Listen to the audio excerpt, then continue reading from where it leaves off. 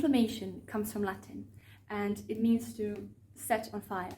We're mainly familiar with acute inflammation, which happens after injury or something like a bee sting. In these cases, our cells very quickly get inflamed, they catch fire, and we experience swelling, soreness, pain. Usually this type of fire is gone quite quickly.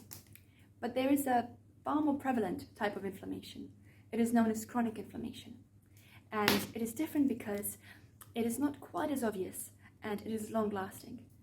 You can imagine how a fire that burns for years and years would be incredibly damaging to the body. What's more, it doesn't only affect one part of the body. Every part of the body is on fire. Chronic inflammation is involved in virtually every chronic illness. And the truth is that every one of us has some level of chronic inflammation.